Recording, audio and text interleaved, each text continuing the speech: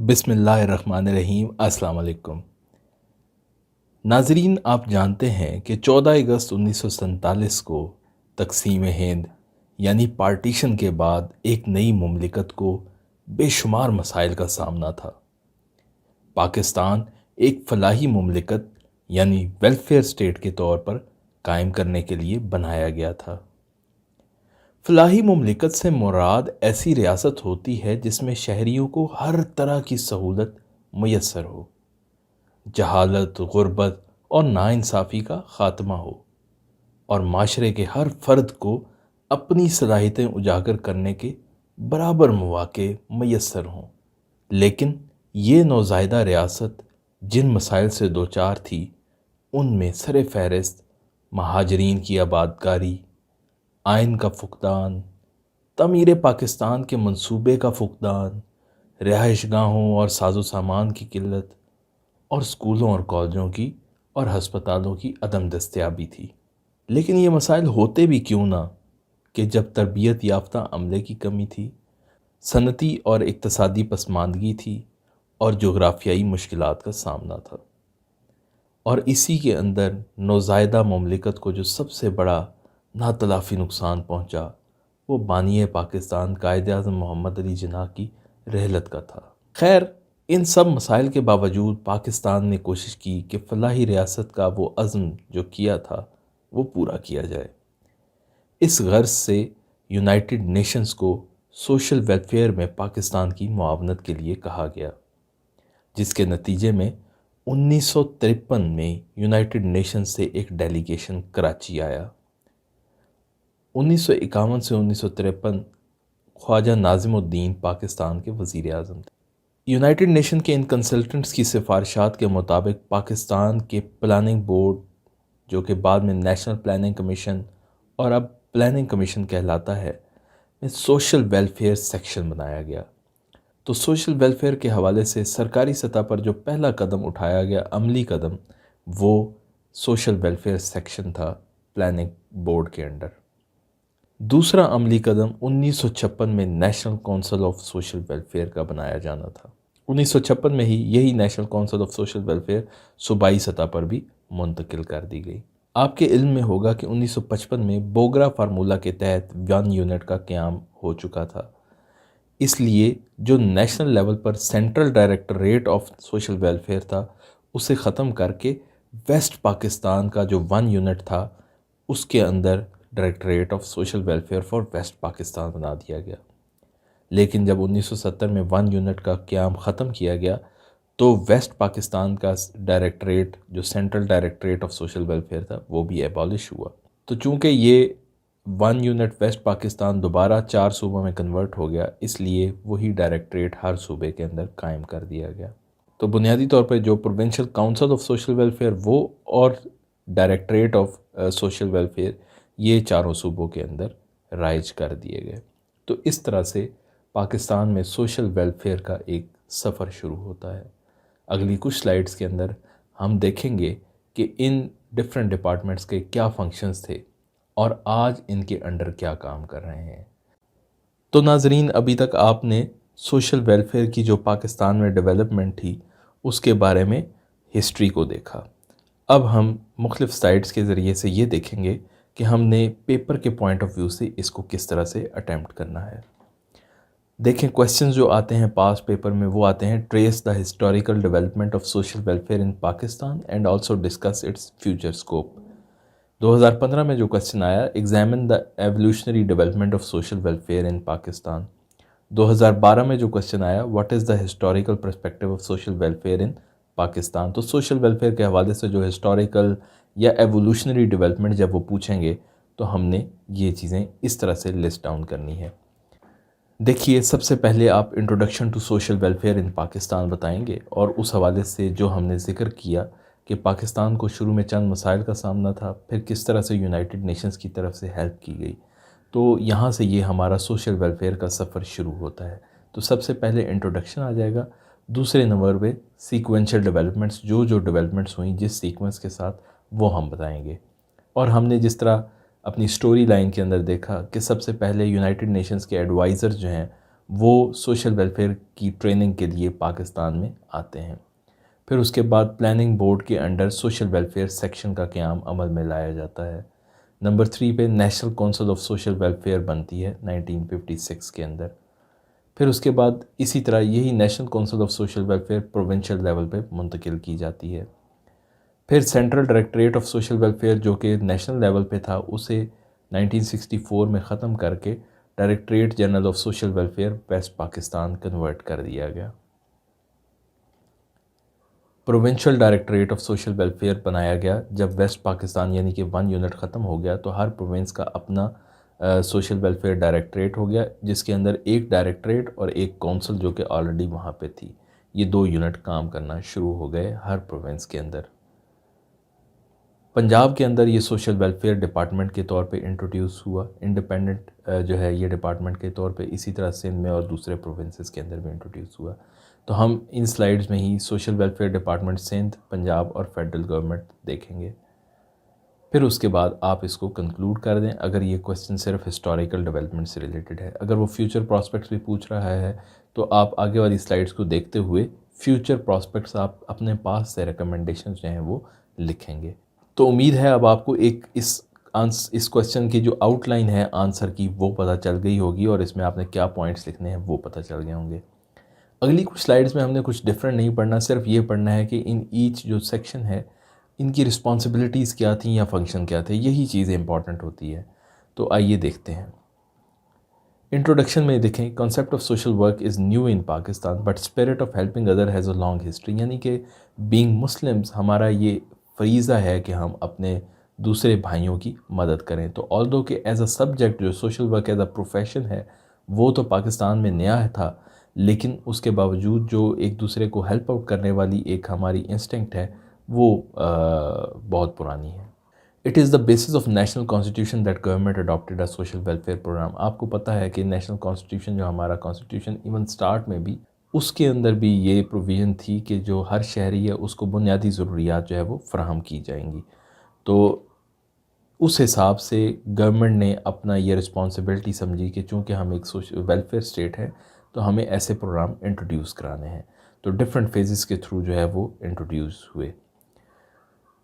अभी current situation ये है कि article 38D of the constitution states the state shall provide basic necessities of life such as food, clothing, housing, education and medical relief for all citizens irrespective of sex, caste, creed or race as are permanently or temporarily unable to earn their livelihood on account of infirmity, sickness और unemployment। यानी कि गैर मुस्तहकम होने की वजह से, बीमारी की वजह से या बेरोज़गार होने की वजह से जो लोग अपनी ये बुनियादी ज़रूरियात पूरी नहीं कर सकते उनको स्टेट प्रोवाइड करेगी।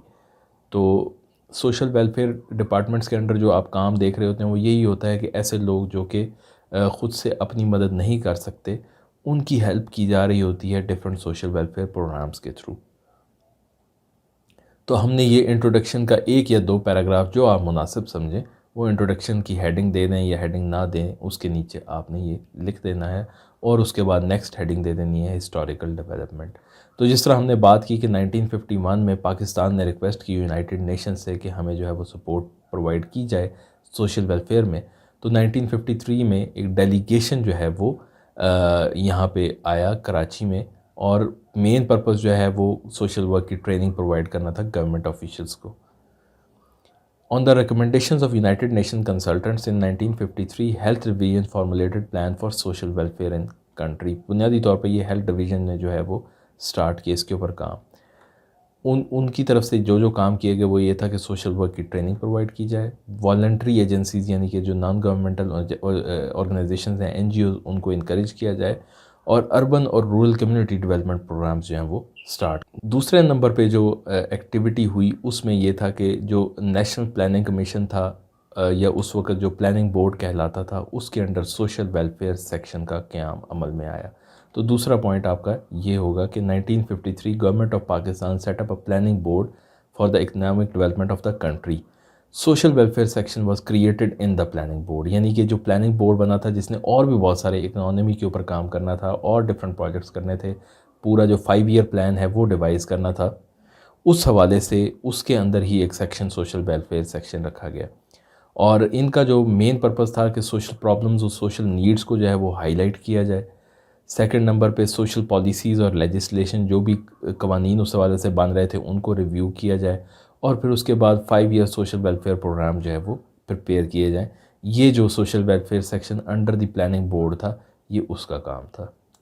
तीसरे नंबर पे national Council of social welfare 1956 में क़याम अमल में लाई गई। ये आज भी कायम है। तो बुनियादी मकसद ये था कि जो वॉलंटरी ऑर्गेनाइजेशन की फाइनेंशियल असिस्टेंस है वो इसमें की जाए। तो ये जो काउंसिल बुनियादी तौर पे बनाई गई थी, national Council of social welfare, इसी तरह डिफरेंट और चीज़ों की भी काउंसिल बनाई गई थी।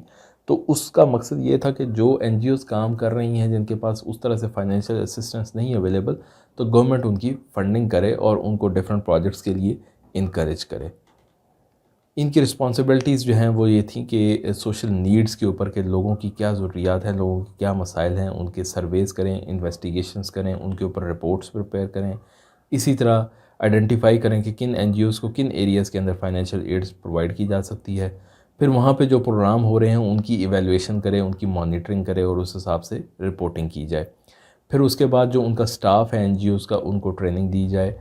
और फिर उसके बाद सोशल वेलफेयर जो पॉलिसी है, नेशनल सोशल वेलफेयर पॉलिसी है, उसके अंदर उसकी फॉर्मुलेशन के अंदर असिस्टेंस प्रोवाइड की जाए। तो national Council of social welfare का अपार्ट फ्रॉम जो डायरेक्टरेट ऑफ सोशल वेलफेयर जो कि हमने पहले देखा कि वो बना था, उसके अलावा ये national Council of social welfare का ज़्यादा काम जो है वो फाइनेंशियल असिस्टेंस के हवाले से था कि जो दूसरी ऑर्गेनाइजेशंस काम कर रही हैं उनको असिस्टेंस प्रोवाइड की जाए। नेक्स्ट बनता है जी, यही सोशल वेलफेयर काउंसिल जो है वो प्रोविंशियल लेवल के ऊपर बनाई गई, और इनका भी यही मकसद था बुनियादी तौर पर कि जो different voluntary social welfare organization हैं उनकी असिस्टेंस की जाए, और डिफरेंट जो स्टडीज़ हैं, रिसर्च स्टडीज़ हैं वो की जाएँ। तो जब प्रोविंशियल लेवल पे सोशल वेलफेयर काउंसिल्स बन चुकी थी, वो अपना काम जो है वो कर रही थी, तो उस टाइम पीरियड में आपके जहन में होना चाहिए कि ये टाइम पीरियड पॉलिटिकल काफ़ी जो है वो डायलेमा था हमारे मुल्क के अंदर। गवर्नमेंट कोई भी एक स्टेबल नहीं थी, कॉन्स्टिट्यूशन नहीं था। 1962 का जब कॉन्स्टिट्यूशन आया उसमें दोबारा से डिसेंट्रलाइजेशन हुई कुछ सब्जेक्ट्स की, कुछ सब्जेक्ट्स जो है वो फेडरल से जो है वो प्रोविंशियल लेवल में शिफ्ट हुए। तो ये जो सोशल वेलफेयर का सेंट्रल डायरेक्टरेट था, ये भी इसी तरह 1962 के कॉन्स्टिट्यूशन के बाद जो है वो एबॉलिश हो गया। एबॉलिश होने के बाद ये इस तरह से हुआ कि ये अब प्रोविंशियल लेवल पे ट्रांसफ़र होना था, तो प्रोविंशियल लेवल पे वेस्ट पाकिस्तान पूरा एक यूनिट था, चारों सूबे मिल के एक यूनिट बना हुआ था। तो ये जो सेंट्रल डायरेक्टरेट था, ये वेस्ट पाकिस्तान का directorate general of social welfare बन गया। इसी तरह जो सेंट्रल डायरेक्टरेट के पास मेडिकल, एजुकेशन और रिमांड होम के हवाले से काम थे, वो हेल्थ, एजुकेशन और होम मिनिस्ट्री को ट्रांसफ़र कर दिए गए।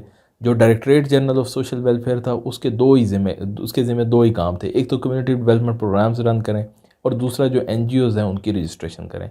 एक चीज़ याद रखिएगा कि जो एनजीओज़ की रजिस्ट्रेशन आज भी जो हमारे पास कंट्री के अंदर लॉ है, वो voluntary social welfare agencies registration and control ordinance 1961 के तहत रजिस्ट्रेशन होती है। ठीक है, तो बुनियादी तौर पे ये सोशल वेलफेयर जो है ये इस टाइम पीरियड के अंदर डिस्टर्ब हो के, यानी कि नेशनल लेवल से फेडरल लेवल से ये प्रोविंशियल लेवल पे आया, और प्रोविंशियल लेवल पे चूँकि वेस्ट पाकिस्तान एक यूनिट था, ये उसके ज़िम्मे हो गया, और इसके मुख्तलिफ़ काम जो हैं वो डिफरेंट मिनिस्ट्रीज़ के अंदर डिवाइड हो गए। इसका सोशल वेलफेयर जो डायरेक्टरेट जनरल है, इसका काम रह गया था कि कम्युनिटी डेवलपमेंट प्रोग्राम्स रन करे और वॉलंटरी ऑर्गेनाइजेशंस जो हैं उनकी रजिस्ट्रेशन और कंट्रोल करें।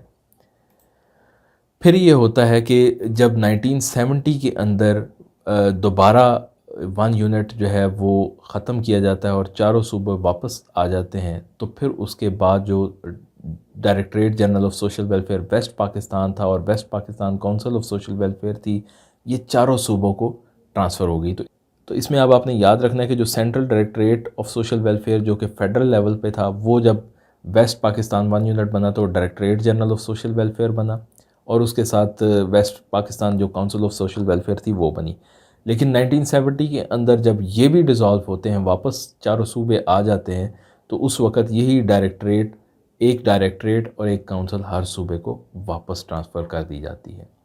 ठीक है, तो ये जो provincial directorates of social welfare बने, इनका काम ये था कि कम्युनिटी डेवलपमेंट प्रोजेक्ट्स चलाएं, सोशो इकोनॉमिक सेंटर्स चलाएं, डे केयर सेंटर ओपन करें, ऑर्फनेजेस ओपन करें, सोशल वेलफेयर एजेंसीज़ की रजिस्ट्रेशन करें, रिसर्च एंड एवेल्यूएशन स्टडीज़ करें, सोशल लेजिस्लेशन, अगर कोई सोशल वर्क सोशल वेलफेयर के हवाले से लेजिस्लेशन थी उसके ऊपर काम करें, सोशल वेलफेयर के जितने भी प्रोग्राम्स थे उनकी कोऑर्डिनेशन करें। तो बुनियादी तौर पे एक किस्म का जब ये प्रोविंशियल लेवल पे 1970s में आ जाता है तो ये स्ट्रक्चर एक किस्म का इस्टेब्लिश हो जाता है सोशल वेलफेयर का। आगे फिर हर प्रोविंस का अपना एक मैकेनिज़्म था, हर प्रोविंस ने अपने हिसाब से उसकी डेवलपमेंट की और उसके अंदर इनपुट दिया। तो सबसे पहले आपने सिंध सोशल वेलफेयर डायरेक्टरेट जो अब डिस्कस करना है, तो ये 1970 में वही जब वहाँ से प्रोविंशियल लेवल पे डिस्ट्रीब्यूशन हुई चारों सूबों के पास, तो ये इस्टेब्लिश किया गया सिंध के अंदर और ये करंटली एक डिपार्टमेंट है सिंध गवर्नमेंट का। और इसी तरह जो सोशल वेलफेयर काउंसिल थी प्रोविंशियल लेवल की वेस्ट पाकिस्तान की, वो सिंध की और हर सूबे की अपनी काउंसिल बन गई और ये जनवरी 1971 में बनी। और फिर ये लिखा हुआ है, ये चूँकि सिंध सोशल वेलफेयर काउंसिल की वेबसाइट से ही लिया गया डाटा। तो before this social welfare council were functioning in the former provinces of East and West Pakistan since 1956, जो हम बात ऊपर कर चुके हैं। A council known as the National Council of social Welfare is also working at the federal level, ये भी हम देख चुके हैं, ये अभी भी काम कर रही है। अब देखें Sindh directorate of social welfare के अंडर जो इंस्टीट्यूशंस काम कर रहे हैं, बस आपने उनके नाम याद रख लेने हैं। सोशल वेलफेयर ट्रेनिंग इंस्टीट्यूट है 1972 में, जो सोशल वेलफेयर एजेंसीज के अंदर स्टाफ काम कर रहा है उसकी ट्रेनिंग के लिए। दारुल अमान है 1961 में बनाया गया, वो फीमेल्स जो अनप्रोटेक्टेड हैं, डाइवोर्स्ड हैं, वो उनकी और उनके बच्चों की परवरिश के लिए और उनकी बच्चों की हिफाजत के लिए जो है ये बनाया गया। Socio economic centre for women, ये भी 1961 में आया विद द पर्पज़ कि ये वोकेशनल ट्रेनिंग जो है वो फीमेल्स को दी जाए और उस लिहाज से उनको माशरे का एक प्रोडक्टिव मेंबर बनाया जाए।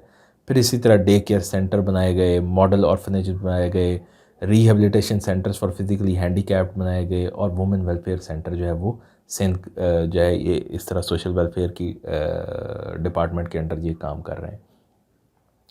मज़ीद आप इनके बारे में पढ़ना चाहें तो आप सिंध सोशल वेलफेयर डायरेक्टरेट की वेबसाइट के ऊपर जाएं, वहाँ पे आपको प्रोजेक्ट्स की और उनकी करंट सिचुएशन की डिटेल्स मिल जाएंगी। तो ये आपकी एक एडिशनल जो है वो स्टडी हो जाएगी इस बारे में। फिर बात करते हैं सोशल वेलफेयर पंजाब की। तो social welfare women development and Baitul Mal are headed by secretary of Punjab government. Social welfare directorate is headed by directorate general, यानी कि ऊपर तो ये एज अ डिपार्टमेंट है लेकिन फिर नीचे सोशल वेलफेयर का डायरेक्टरेट अलहदा है जिसे BS20 का एक डायरेक्टर जनरल जो है वो हेड करता है। ये क्या परफॉर्म करते हैं functions? Registration, technical assistance and monitoring of social welfare agency, social protection including institutional care, skill development, rehabilitation, ये काम करते हैं। Assessment, training, employment of and rehabilitation of disabled persons है। सोशल ईवल्स की इरेडिकेशन के लिए, उनको ख़त्म करने के लिए बहुत काम करते हैं। सोशल ईवल से मुराद ये है कि ड्रग यूजेज है और डिफरेंट किस्म की जो जुवेनाइल डिलिंक्वेंसी है या और जो हमारे सोशल प्रॉब्लम्स हैं उस हवाले से जो है उनके ऊपर काम कर रही है। और फिर उसके बाद ये नॉन गवर्नमेंटल ऑर्गेनाइजेशन NGOs के साथ मुख्तलिफ जो है वो एड प्रोग्राम जो है, फाइनेंशियल असिस्टेंस के प्रोग्राम जो है वो कर रहे हैं रन।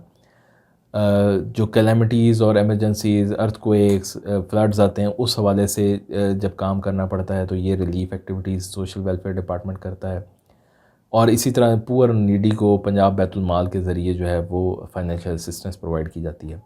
अभी आपको करंट गवर्नमेंट के अंदर जो है वो नज़र आता होगा कि सोशल वेलफेयर के अंडर जो है वो पनाहगाहें जो हैं वो ओपन की गई और फिर उसके बाद जो लंगर खाने हैं वो ओपन किए गए। इसी तरह मुसाफिर खाने जो हैं वो इस्टेब्लिश किए जा रहे हैं। तो ये सारे जो माशरे के लोगों को जो है वो अफराद को हेल्प आउट करने के लिए डिफरेंट जो है वो प्रोग्राम्स जो हैं वो रन किए गए हैं। करंट गवर्नमेंट के अंदर जो है वो सोशल वेलफेयर ऊपर बहुत ज़्यादा ख्याल रखा गया है और इस तरह की एक्टिविटी स्टार्ट की गई हैं जिसमें फाइनेंशियल असिस्टेंस भी है डायरेक्ट। मेजर प्रोजेक्ट्स अगर हम देखें पंजाब के अंदर तो कम्युनिटी डेवलपमेंट प्रोग्राम है, ठीक है। फिर मेडिकल सोशल सर्विस प्रोजेक्ट्स हैं, शेल्टर्स होम्स हैं, हॉस्टल्स फॉर वर्किंग वुमेन हैं, social service centres for lost and kidnapped children Nigehban के नाम से ये इस्टेब्लिश किए गए हैं। ओल्ड एंड इनफर्म पर्सनस जो लाहौर के अंदर, लाहौर, रावलपिंडी और मुल्तान के अंदर 3 सेंटर बनाए गए हैं आफियत के नाम से, जहाँ पे बुज़ुर्गों को जो लोग छोड़ जाते हैं उनको रखा जाता है। इसी तरह लाहौर के अंदर डिसेबल्ड पर्सनस के लिए नशेमन के नाम से ये एक सेंटर बना हुआ है। हाफ वे होम दारुस्सूकून के नाम से बना हुआ है, सोशल वेलफेयर ट्रेनिंग इंस्टीट्यूट है लाहौर के अंदर। इसी तरह और भी प्रोजेक्ट्स हैं, जैसे provincial council for the rehabilitation of disabled Person है, बहुत बड़ा अदारा है। Punjab welfare trust for the disabled है, और पंजाब सोशल सर्विसेज बोर्ड के नाम से ये काम कर रहा है। फेडरल लेवल की अगर आप देखें तो फेडरल लेवल भी इसी तरह की स्ट्रेटजी है कि एक तो ये कि फेडरल गवर्नमेंट के अंदर, प्रोविंसेस के अंदर सिविल सोसाइटी और एनजीओज़ के दरमियान राब्ता, कोऑर्डिनेशन वगैरह ये करवानी हो। ऐसे जैसे कोई ग्रांट आई है और वो पूरे मुल्क के अंदर इम्प्लीमेंट होनी है, तो पूरे मुल्क की जो सोशल वेलफेयर डायरेक्टरेट्स हैं उनके दरमियान जो कोऑर्डिनेशन है वो करनी है। और इसी तरह इनके अपने भी कम्युनिटी डेवलपमेंट प्रोग्राम्स चल रहे हैं जो उन एरियाज़ के लिए जो कि फेडरल गवर्नमेंट के अंडर हैं। कम्युनिटी डेवलपमेंट प्रोग्राम्स हैं, मेडिकल प्रोजेक्ट्स हैं, वुमेन वेलफेयर के प्रोजेक्ट्स हैं, pilot school social work project है, ट्रेनिंग इंस्टीट्यूट है, एनजीओज़ रजिस्ट्रेशन डेटाबेस है, और फिर ट्रस्ट फॉर वॉलंटरी ऑर्गेनाइजेशन टीवीओ के नाम से जो है वो अदारा चल रहा है। इन्हीं के अंडर जो है federal ministry of special education and social welfare के अंडर ही और भी इंस्टीट्यूट चल रहे हैं जिनके नाम यहाँ पे लिखे हुए हैं। Helen Keller centre for hearing impaired children है, Ibn Sina centre for mentally retarded है, Al Farabi centre for physically handicapped है, Al Maktoum centre for visually handicapped है। इसी तरह नेशनल इंस्टीट्यूट फॉर हैंडीकैप्ड है, National Training Centre for Disabled Person है, special education है, National Library and Resource Centre है, vocational training है, National Commission for Child Welfare and Development है। ये बहुत एक स्पेसिफिक अदारा है जिसके ऊपर हमें काम करने की मज़ीद ज़रूरत है। तो इस तरह ये आप लिस्ट डाउन कर सकते हैं। और इसी तरह पाकिस्तान बैतुल माल का एक बहुत बड़ा रोल है, national centre for rehabilitation of child labour है, और national council for rehabilitation of the disabled है। तो ये अदारे जो हैं मुख्तलिफ जो है डिफरेंट लेवल्स के ऊपर काम कर रहे हैं। अब इसमें लाजमी है कि पेपर में तो ये आंसर बहुत लंबा हो जाएगा, आप जब डिटेल करने बैठेंगे। तो इसमें यह है कि आप इंपॉर्टेंट अदारों के बारे में थोड़ा सा आप उनकी वेबसाइट्स पे जाएं, पढ़ें, जिनका इम्पैक्ट ज़्यादा है उनको आप अपने पेपर में इनकॉर्पोरेट करें। अदरवाइज़ सोशल वर्क का जो बीएस लेवल के या एमएस लेवल के स्टूडेंट्स हैं, डेफिनेटली उनको तो ये सारा कवर करना पड़ता है, लेकिन पीएमएस के पॉइंट ऑफ व्यू से आप इसमें से इंपॉर्टेंट चीज़ें जो हैं वो पिक करें। इसी सारी चीज़ को आप जो है वो कंक्लूड कर दें कि जी नेशनल प्रोविंशियल लेवल के ऊपर सोशल वेलफेयर डिपार्टमेंट्स जो हैं वो अब बड़े ऑर्गेनाइज्ड हो गए हैं। ऑल्दो के स्टार्ट के अंदर जो है वो एक मतलब बड़े इनफर्म से थे, और उसके बाद आहिस्ता आहिस्ता से डेवलपमेंट और ट्रेनिंग के बाद जो है ये अब एक बहुत ही स्ट्रॉन्ग स्टैंडिंग वाले जो है वो डिपार्टमेंट्स बन गए हैं, और इनके बहुत बड़े बड़े प्रोजेक्ट्स चल रहे हैं। तो इस तरह से आप इसको कंक्लूड कर देंगे। तो आज का जो लेक्चर है development of social welfare in Pakistan, I hope कि आपको ये क्लियर हुआ होगा इस सारे के बाद। और बहुत सारे स्टूडेंट्स ने हमसे ये गिला शिकवा किया कि जी आपने वीडियोस बहुत लेट अपलोड की हैं, तो वी एग्री।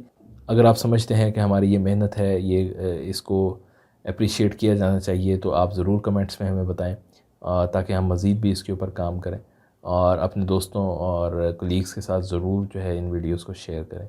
बहुत शुक्रिया। अल्लाह हाफ़िज़।